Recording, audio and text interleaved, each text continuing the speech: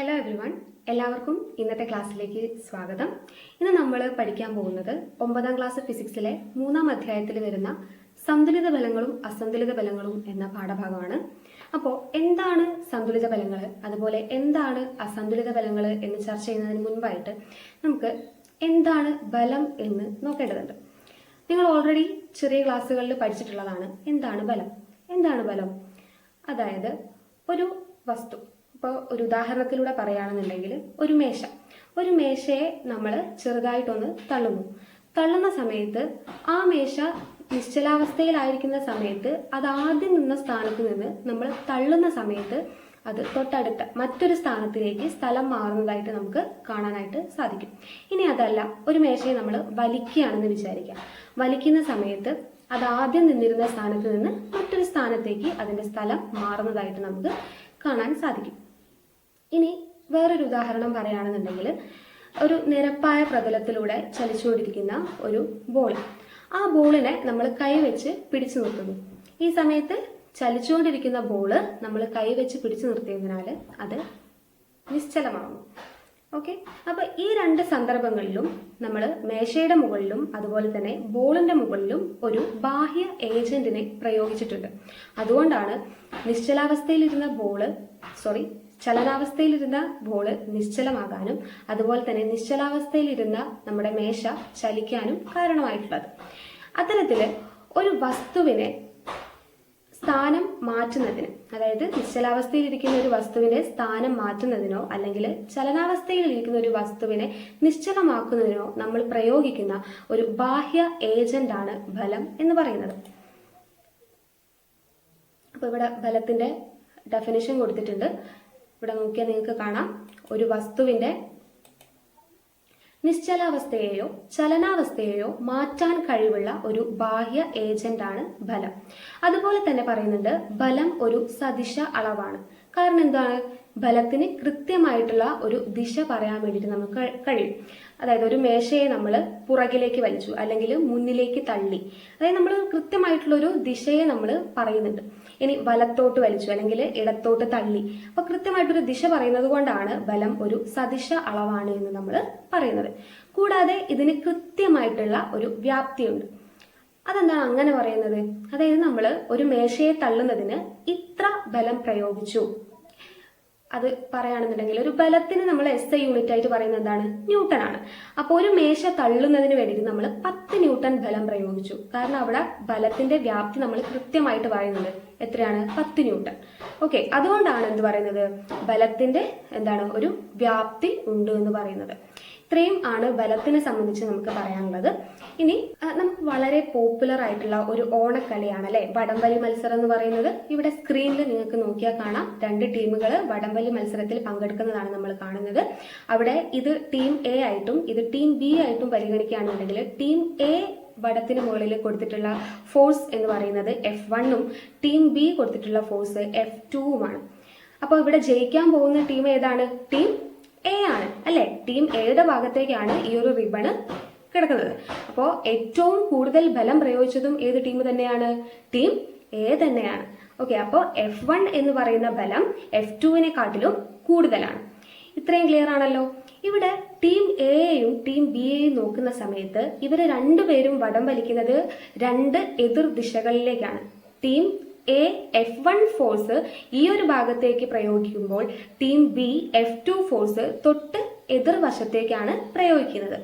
അപ്പോൾ ഇവിടെ ഈ ഫോഴ്സിന്റെ വാല്യൂ തുക നമ്മൾ F1 എന്നുള്ളത്, ഇപ്പോൾ ഒരു ഉദാഹരണമായിട്ട് F1 team A പ്രയോഗിച്ചിട്ടുള്ള F1 force ഒരു 10 ന്യൂട്ടൺ ആണ് നമ്മൾ എടുക്കുന്നുണ്ടെങ്കിൽ ഇവിടെ F2 എന്ന് പറയുന്നത് ഒരു 8 ന്യൂട്ടൺ. അതിന് നമ്മൾ നെഗറ്റീവ് സൈന് കൊടുക്കും. കാരണം എതിർ ദിശയിലേക്ക് എടുക്കുന്ന സമയത്ത് ഒരു ഫോഴ്സ് നമ്മൾ പോസിറ്റീവായിട്ട് പരിഗണിക്കുകയാണെങ്കിൽ തൊട്ട് ഓപ്പോസിറ്റ് എതിർ ദിശയിൽ പ്രയോഗിക്കുന്ന ഫോഴ്സിനെ നമ്മൾ നെഗറ്റീവായിട്ട് പരിഗണിക്കണം. ഓക്കെ, ഇവിടെ ഈ വടത്തിന് മുകളിൽ ഒന്നിൽ കൂടുതൽ ഫോഴ്സ് പ്രയോഗിക്കപ്പെടുന്നുണ്ട് ഇല്ലേ? ടീം Aയും ടീം Bയും ബലം പ്രയോഗിക്കുന്നുണ്ട്. അപ്പോൾ ഈ വടത്തിന് മുകളിൽ പ്രയോഗിക്കപ്പെടുന്ന ആകെ ഫോഴ്സ് അല്ലെങ്കിൽ ഇതിന് അനുഭവപ്പെടുന്ന ആകെ ഫോഴ്സ് എന്ന് പറയുന്നത് ഈ 2 ഫോഴ്സുകളുടെ തുകയായിരിക്കും. അതായത് F1 പ്ലസ് F2 ആയിരിക്കും ഈ വടത്തിന് മുകളിൽ അനുഭവപ്പെടുന്ന ആകെ ഫോഴ്സ് എന്ന് പറയുന്നത്. ഈ ഒരു ബലത്തിനെ നമ്മൾ പറയുന്ന പേരാണ് സഫല ബലം അഥവാ പരിണത ബലം. അതെന്താണെന്ന് നമുക്കൊന്നുകൂടി നോക്കാം. ഒരു വസ്തുവിൽ ഒന്നിലധികം ബലങ്ങൾ ഒരേ സമയത്ത് പ്രയോഗിക്കുമ്പോൾ ഈ ബലങ്ങൾ വസ്തുവിൽ ഉളവാക്കുന്ന ആകെ ബലമാണ് സഫല ബലം അഥവാ പരിണത ബലം. ഒരു വസ്തു ഇപ്പൊ നമ്മൾ കണ്ടു അല്ലെ, വടത്തിന് മുകളിൽ ഒന്നിലധികം ബലങ്ങൾ, രണ്ട് ടീമുകൾ എന്ത് ചെയ്തിട്ടുണ്ട്, ബലം പ്രയോഗിച്ചിട്ടുണ്ട്. അതും ഒരേ സമയത്താണ് അവര് ബലം പ്രയോഗിച്ചിരിക്കുന്നത്. ഈ ബലങ്ങള് വസ്തുവിൽ ഉളവാക്കുന്ന, അപ്പൊ രണ്ട് ബലങ്ങള് ആ വസ്തുവിൽ ഉളവാക്കുന്ന ആകെ ബലത്തിനെയാണ് നമ്മൾ എന്ത് പറയാ, സഫല ബലം അഥവാ റിസൾട്ടന്റ് ഫോഴ്സ് എന്ന് പറയുന്നത്. ക്ലിയർ ആണോ? അപ്പോൾ പരിണത ബലത്തിന്റെ ഇക്വേഷൻ നമുക്ക് എങ്ങനെ പറയാം, ടോട്ടൽ ഫോഴ്സ് ആണല്ലോ. അതായത് അതിന് മുകളിൽ അനുഭവപ്പെടുന്ന ആകെ ബലം F എന്ന് പറയുന്നത് is equal to F1 plus F2 എന്ന് പറയാൻ വേണ്ടിയിട്ട് പറ്റും. അപ്പോൾ ഈ പരിണത ബലത്തിന്റെ നിർവചനം, അതായത് ഈ ഒരു ഡെഫിനിഷൻ നിങ്ങൾ ഓർത്തു വെക്കുക. ഒരു വസ്തുവിൽ ഒന്നിലധികം ബലങ്ങൾ ഒരേ സമയത്ത് പ്രയോഗിക്കുമ്പോൾ ഈ ബലങ്ങൾ വസ്തുവിൽ ഉളവാക്കുന്ന ആകെ ബലമാണ് സഫല ബലം അല്ലെങ്കിൽ പരിണത ബലം. ഇത്രയും ക്ലിയർ ആണ് എന്ന് വിചാരിക്കുന്നു. ഇനി നമുക്ക് പരിണത ബലമായിട്ട് ബന്ധപ്പെട്ടിട്ടുള്ള ഒരു ക്വസ്റ്റ്യൻ നോക്കാം. അപ്പൊ ഇവിടെ നോക്കുക, നമുക്ക് ഈ ക്വസ്റ്റ്യൻ ഒന്ന് വായിക്കാം. ഒരു വസ്തുവിൽ കിഴക്ക് ദിശയിൽ 100 ന്യൂട്ടൺ ബലവും പടിഞ്ഞാറ് ദിശയിൽ 150 ന്യൂട്ടൺ ബലവും പ്രയോഗിച്ചാൽ പരിണത ബലം എത്രയായിരിക്കും? അപ്പൊ ക്വസ്റ്റ്യൻ വായിച്ചിട്ട് നിങ്ങൾ കറക്റ്റ് ചോദ്യം വായിക്കാം. ഒരു വസ്തുവിൽ കിഴക്ക് ദിശയിൽ 100 ന്യൂട്ടൺ, ഓക്കെ, അപ്പോൾ കിഴക്ക് ദിശയിൽ 100 ന്യൂട്ടൺ ബലം പ്രയോഗിച്ചു, പടിഞ്ഞാറ് ദിശയിൽ 150 ന്യൂട്ടൺ ബലവും പ്രയോഗിച്ചു. നമ്മളോട് കണക്കാക്കാൻ പറഞ്ഞത് എന്താണ്? പരിണത ബലമാണ്. അതായത് ആ ഒരു വസ്തുവിൽ അനുഭവപ്പെട്ടിട്ടുള്ള ആകെ ബലം എത്രയാണെന്നാണ് കണക്കാക്കാൻ പറഞ്ഞത്. അപ്പൊ ഇവിടെ നിങ്ങൾ ശ്രദ്ധിക്കേണ്ട കാര്യം, കിഴക്ക് ദിശയും പടിഞ്ഞാറ് ദിശയും രണ്ടും എതിർ ദിശകളാണല്ലോ. കിഴക്കിന് എതിർവശത്താണ് എന്തുള്ളത്, പടിഞ്ഞാറ് ദിശ ഉള്ളത്. അപ്പൊ നമ്മൾ എന്തെടുക്കുക, കിഴക്ക് ദിശയിലുള്ള ബലം നമ്മൾ F1 ആയിട്ട് പരിഗണിക്കാം. അപ്പൊ എതിർദിശ വരുമ്പോൾ ഏതെങ്കിലും ഒരു ദിശയിലുള്ള ബലത്തിനെ നമ്മൾ പോസിറ്റീവായിട്ട് പരിഗണിക്കാം. അപ്പൊ നമുക്ക് കിഴക്ക് ദിശയിലുള്ള ബലം F1 എന്നും അത് പോസിറ്റീവായിട്ട് നമുക്ക് പരിഗണിക്കാം. അപ്പൊ പടിഞ്ഞാറ് ദിശയിലുള്ള, അതായത് അതിന്റെ എതിർ ദിശയിലുള്ള ബലം F2 ആയിട്ട് എടുക്കുകയാണെങ്കിൽ, നമ്മൾ നേരത്തെ പോസിറ്റീവ് എടുത്തിട്ടുണ്ടെങ്കിൽ ഇത് നമ്മൾ എന്തെടുക്കണം, നെഗറ്റീവായിട്ട് നമ്മൾ എടുക്കണം. ഓക്കെ, അപ്പോൾ F1 എന്ന് പറയുന്നത് നമ്മൾ കിഴക്ക് ദിശയിലുള്ള ബലമാണ്. F1 എത്രയാണ് ചോദ്യത്തിൽ തന്നിരിക്കുന്നത്? നോക്കുക, 100 ന്യൂട്ടൺ ആണ്. അപ്പൊ അത് നമ്മൾ ഇവിടെ എഴുതി കൊടുക്കുക. പിന്നെ F2 എന്ന് പറയുന്നത് പടിഞ്ഞാറ് ദിശയിലാണ്. അപ്പൊ അതിന് എതിർ ദിശയിലായതുകൊണ്ട് തന്നെ 150 ന്യൂട്ടൺ എന്ന് മാത്രം എഴുതിയാൽ പോരാ, തൊട്ടിപ്പുറത്തായിട്ട് നമ്മൾ എന്ത് ഇടണം, ഒരു നെഗറ്റീവ് സൈൻ ഇട്ട് കൊടുക്കണം. ക്ലിയർ ആണല്ലോ? അപ്പോൾ F2 എന്ത് വരും, -150 ന്യൂട്ടൺ എന്ന് വരും. ഇനി പരിണത ബലം കാണാൻ എളുപ്പമാണ്. പരിണത ബലത്തിന്റെ ഇക്വേഷൻ എന്താണ്? F is equal to F1 plus F2. F1 F2 നമുക്ക് ഓൾറെഡി നോൺ ആണല്ലോ. അപ്പം F1 എന്ന് പറയുന്നത് 100 ന്യൂട്ടൺ പ്ലസ് -50 ന്യൂട്ടൺ ആണ്. അപ്പം 100 പ്ലസ് -150 എന്ന് വരുമ്പം ചിഹ്ന നിയമം നിങ്ങൾക്ക് അറിയായിരിക്കും അല്ലെ? അപ്പൊ എത്ര വരും? -50 ന്യൂട്ടൺ എന്ന് വരും. അപ്പൊ നമുക്ക് ഇവിടുന്ന് എന്ത് മനസ്സിലാക്കാം? ഈ ഒരു ചോദ്യത്തിലെ കിഴക്കോട്ടുള്ള ബലമാണ് നമ്മൾ എന്താക്കി എടുത്തത്, പോസിറ്റീവ് ആയിട്ട് എടുത്തത്. അപ്പൊ പരിണത ബലം കിട്ടിയിട്ടുള്ളത് -50 ന്യൂട്ടൺ. മൈനസ് ആയിട്ട് നമ്മൾ പരിഗണിച്ചിട്ടുള്ളത്, നെഗറ്റീവായിട്ട് നമ്മൾ പരിഗണിച്ചിട്ടുള്ളത് പടിഞ്ഞാറ് ദിശയിലാണ്. അപ്പൊ സ്വാഭാവികമായിട്ടും ബലം പ്രയോഗിക്കപ്പെട്ടിട്ടുള്ളത് അല്ലെങ്കിൽ അതിന്റെ പരിണത ബലം ഉള്ളത് 50 ന്യൂട്ടൺ പടിഞ്ഞാറോട്ടാണ് എന്ന് നമുക്ക് മനസ്സിലാക്കാൻ വേണ്ടിയിട്ട് കഴിയും. സിമ്പിൾ ആണ്. അപ്പോൾ ഇങ്ങനെ നമുക്ക് പരിണത ബലം കണക്കാക്കാനുള്ള ചോദ്യങ്ങളൊക്കെ നിങ്ങൾക്ക് പരീക്ഷയ്ക്ക് ചോദിക്കാറുണ്ട്. അപ്പൊ അത് നല്ലോണം ഒന്ന് നോക്കി വെക്കാം.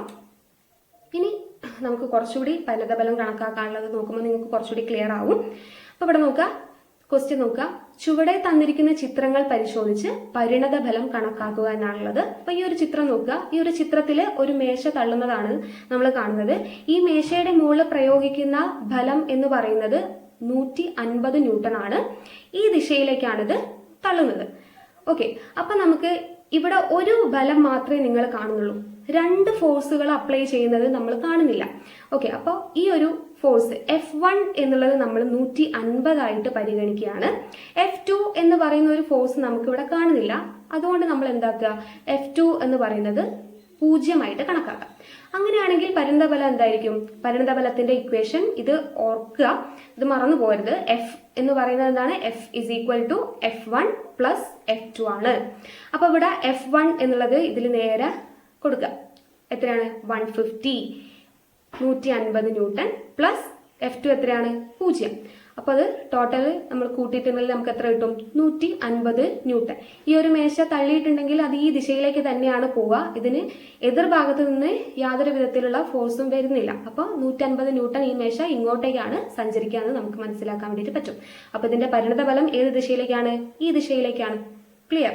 ഇനി നമുക്ക് അടുത്തൊരു ചോദ്യം നോക്കാം. ഇതാ ഈ ഒരു ചിത്രം നോക്കൂ. നേരത്തെ കണ്ടതിൽ നിന്നും കുറച്ച് വ്യത്യസ്തമാണ് അല്ലെ? ഇവിടെ ഒരു മേശയുടെ 2 ഭാഗത്ത് നിന്നും എന്ത് കൊടുക്കുന്നുണ്ട്? എന്ത് കൊടുക്കുന്നുണ്ട്? ബലം പ്രയോഗിക്കുന്നുണ്ട്. ഇവിടെ ഈ ഭാഗത്ത് നിന്ന് ഇങ്ങോട്ടേക്കുള്ള ബലം എന്ന് പറയുന്നത് എത്രയാണ്? 150 ന്യൂട്ടൺ ആണ്.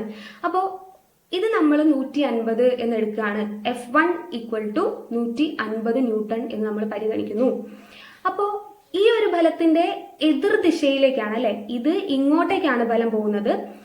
പക്ഷെ ഈ ഒരു ബലം പ്രയോഗിക്കപ്പെടുന്നത് അതിന്റെ നേരെ എതിർ ദിശയിലേക്കാണ് അല്ലെ? രണ്ടുപേരും എതിർ ദിശയിലേക്കാണ് തള്ളുന്നത്. അപ്പോൾ ഈ ഒരു ദിശയിലേക്ക് പോകുന്ന ഈ ഒരു ബലം എന്ന് പറയുന്നത് നമ്മൾ സ്വാഭാവികമായിട്ടും എന്തെടുക്കണം? മൈനസ് അല്ലെങ്കിൽ നെഗറ്റീവ് ആയിട്ട് പരിഗണിക്കണം. നിങ്ങൾക്ക് തിരിച്ചു കൊടുക്കാം. ഈ ദിശയിലേക്കുള്ളത് പോസിറ്റീവ് ആക്കുകയാണെങ്കിൽ തൊട്ടിപ്പുറത്ത് ഇങ്ങോട്ടുള്ളത് എന്തെടുക്കണം? നെഗറ്റീവ് ആയിട്ട് പരിഗണിക്കണം. അപ്പൊ നമ്മളിവിടെ F1 എന്നുള്ളത് പോസിറ്റീവ് ആയിട്ട് എടുക്കുകയാണ്, 150 ന്യൂട്ടൺ. അതുപോലെ F2 എന്നുള്ളത് എതിർ ദിശയിലായതുകൊണ്ട് തന്നെ നമ്മൾ F2 മൈനസ് 150 ന്യൂട്ടൺ എന്ന് പരിഗണിക്കും.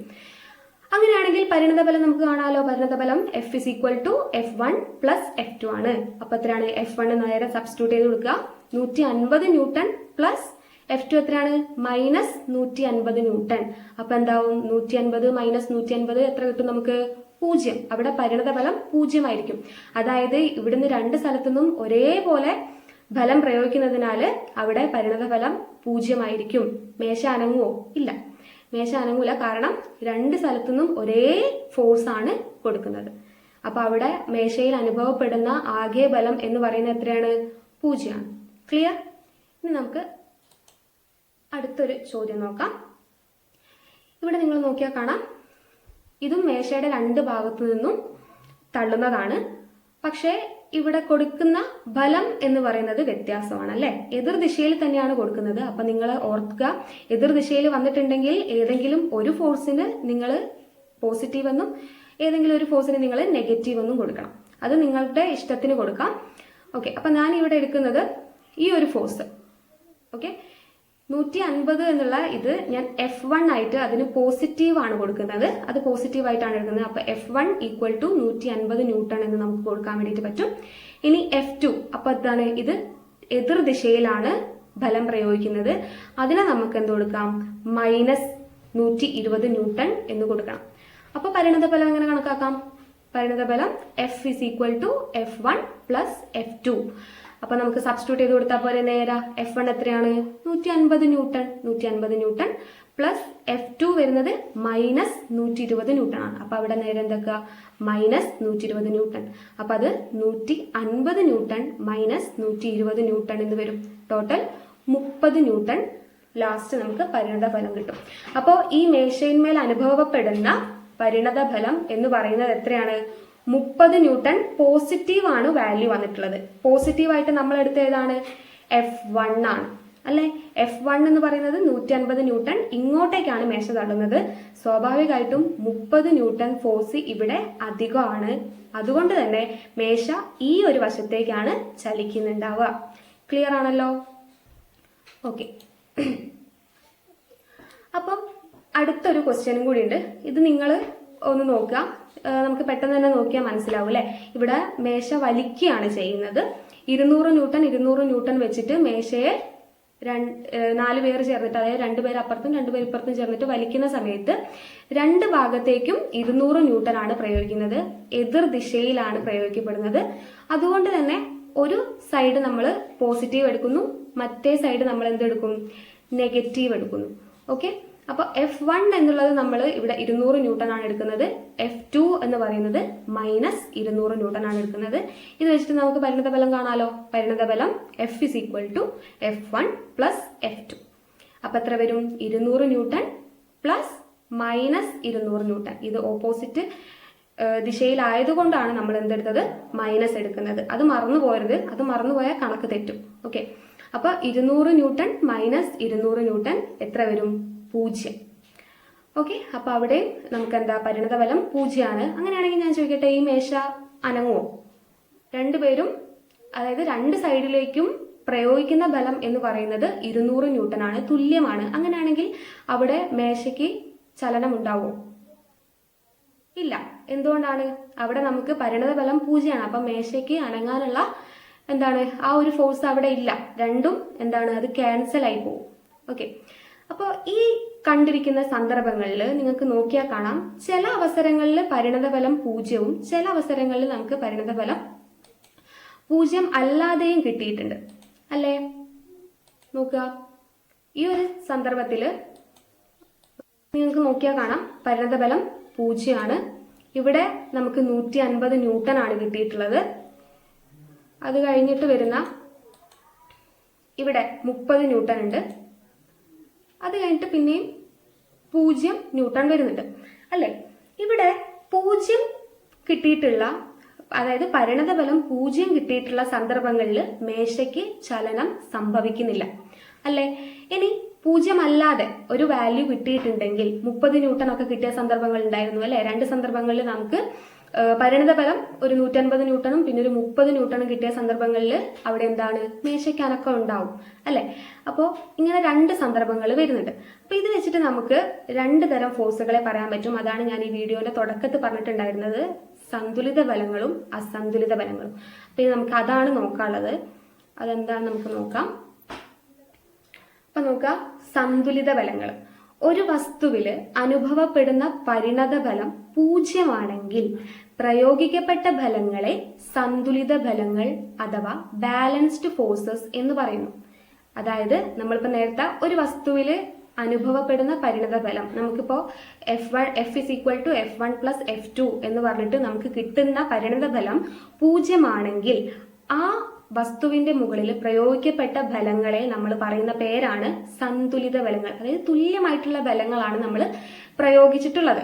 ഓക്കെ, അതാണ് എന്ത്? സന്തുലിത ബലങ്ങൾ എന്ന് പറയുന്നത്. ഇത്തരം ബലങ്ങൾക്ക് നിശ്ചലാവസ്ഥയിലുള്ള ഒരു വസ്തുവിനെ ചലിപ്പിക്കാനോ ചലനാവസ്ഥയിലുള്ള ഒരു വസ്തുവിന്റെ ചലന ദിശയിലോ വേഗത്തിലോ മാറ്റം വരുത്താനോ കഴിയില്ല. അതായത് ഇപ്പൊ നിശ്ചലാവസ്ഥയിൽ ഇരിക്കുന്ന ഒരു മേശയുടെ രണ്ട് സൈഡിലും നമ്മൾ ഒരേ ബലമാണ് പ്രയോഗിക്കുന്നതെന്നുണ്ടെങ്കിൽ അതിന് യാതൊരു വിധത്തിലുള്ള ചലനവും സംഭവിക്കില്ല. അതുപോലെ തന്നെ ചലിച്ചുകൊണ്ടിരിക്കുന്ന ഒരു വസ്തുവാണ് എന്നുണ്ടെങ്കിൽ അതിന്റെ ചലന ദിശയിലോ അല്ലെങ്കിൽ അതിന്റെ വേഗത്തിലോ ഒന്നും നമുക്ക് മാറ്റം വരുത്താനും കഴിയില്ല എന്നുള്ളതാണ് സന്തുലിത ബലങ്ങൾ എന്നുള്ളത് കൊണ്ട് ഉദ്ദേശിക്കുന്നത്. ക്ലിയർ ആണ് എന്ന് വിചാരിക്കുന്നു. അങ്ങനെയാണെങ്കിൽ അസന്തുലിത ബലങ്ങൾ എന്ന് പറയുന്നത് എന്തായിരിക്കും? നമുക്ക് നോക്കാം. ഒരു വസ്തുവില് അനുഭവപ്പെടുന്ന പരിണത ഫലം 0 അല്ലെങ്കിൽ പ്രയോഗിക്കപ്പെട്ട ഫലങ്ങളെ അസന്തുലിത ഫലങ്ങൾ അഥവാ അൺബാലൻസ്ഡ് ഫോഴ്സസ് എന്ന് പറയുന്നു. എന്താണ്? ഒരു വസ്തുവിൽ, അതായത് മേശയുടെ മുകളിൽ അനുഭവപ്പെടുന്ന പരിണത ഫലം 0 അല്ലെങ്കിൽ, നമുക്ക് നേരത്തെ 0 അല്ലാത്ത സന്ദർഭങ്ങൾ കിട്ടിയിട്ടുണ്ടായിരുന്നു. അതെപ്പോഴാണ് കിട്ടിയിട്ടുള്ളത്? ആ മേശയുടെ മുകളിൽ തുല്യമല്ലാത്ത, രണ്ട് സൈഡിലും തുല്യമല്ലാത്ത ബലങ്ങൾ പ്രയോഗിക്കുമ്പോഴാണ് നമുക്ക് പരിണത ബലം എന്താകുന്നത്? 0 അല്ലാണ്ട് കിട്ടുന്നത്, അല്ലെ? അപ്പോൾ പ്രയോഗിക്കപ്പെട്ട ബലങ്ങളെ, അത്തരം ബലങ്ങളെയാണ് നമ്മൾ എന്ത് പറയാ? അസന്തുലിത ബലങ്ങൾ. തുല്യമല്ലാത്ത ബലങ്ങളാണ് മേശയുടെ സൈഡുകളിൽ അല്ലെങ്കിൽ ഒരു വസ്തുവിന്റെ മുകളിൽ പ്രയോഗിക്കപ്പെട്ടത്. അത്തരം ബലങ്ങളെ നമ്മൾ എന്ത് പറയും? അസന്തുലിത ബലങ്ങൾ എന്ന് പറയുന്നു. ഇത്തരം ബലങ്ങൾക്ക് നിശ്ചലാവസ്ഥയിലുള്ള ഒരു വസ്തുവിനെ ചലിപ്പിക്കാനും ചലനാവസ്ഥയിലുള്ള ഒരു വസ്തുവിന്റെ ചലന ദിശയിലോ വേഗത്തിലോ മാറ്റം വരുത്താനും കഴിയും. അപ്പോൾ നമ്മൾ തുല്യമല്ലാത്ത ഒരു ബലമാണ് കൊടുക്കുന്നതെങ്കിൽ മേശ നിശ്ചലമായിട്ടിരിക്കുകയാണ്. അപ്പോൾ ഒരു ഭാഗത്ത് നല്ലപോലെ ബലം കൊടുക്കുന്നുണ്ട്, ഒരു ഭാഗത്ത് കുറച്ച് ബലമാണ് കൊടുക്കുന്നുണ്ടെങ്കിൽ ആ വസ്തു എന്താണ്? സ്വാഭാവികമായിട്ടും ചലിക്കും. അപ്പോൾ പരിണത ബലം 0 അല്ലെങ്കിൽ അത് അസന്തുലിത ബലങ്ങളായിരിക്കും അതിന്റെ മുകളിൽ പ്രയോഗിക്കപ്പെടുന്നത്. മാത്രമല്ല നിശ്ചലാവസ്ഥയിലാണ് ഒരു വസ്തു ഇരിക്കുന്നതെന്നുണ്ടെങ്കിൽ ആ വസ്തുവിനെ നമുക്ക് ചലിപ്പിക്കാനും സാധിക്കും. ഇനി അതല്ല, ചലനാവസ്ഥയിലുള്ള ഒരു വസ്തുവാണെന്നുണ്ടെങ്കിൽ അതിന്റെ ചലന ദിശയിലോ അല്ലെങ്കിൽ അതിന്റെ വേഗത്തിലോ മാറ്റം വരുത്താനും ആർക്ക് കഴിയും? സന്തുലിത ബലങ്ങളെ കൊണ്ട് കഴിയും. ഇത്രയാണ് നമുക്ക് പറയാനുള്ളത്. ഈ ഒരു ഭാഗത്ത് നിന്ന് നിങ്ങൾക്ക് എന്താണ് സന്തുലിത ബലങ്ങൾ, അതുപോലെ തന്നെ എന്താണ് അസന്തുലിത ബലങ്ങൾ എന്ന് നിങ്ങൾക്ക് മനസ്സിലായിട്ടുണ്ടാകുമെന്ന് വിചാരിക്കുന്നു. അതുപോലെ തന്നെ ഇത് പറയണമെന്നുണ്ടെങ്കിൽ നമുക്ക് പരിണത ബലം എന്താണെന്ന് കൃത്യമായിട്ട് അറിഞ്ഞിരിക്കണം. അത് കണ്ടുപിടിക്കാനുള്ളത് അതിന്റെ ഇക്വേഷൻ മറക്കാതെ ഓർമ്മിച്ചു വെക്കുക വേണം. ഓക്കെ, അത്രയാണ് ഇന്നത്തെ ക്ലാസ്സിൽ ഞാൻ എടുക്കാൻ ഉദ്ദേശിച്ചിരുന്നത്. Thank you.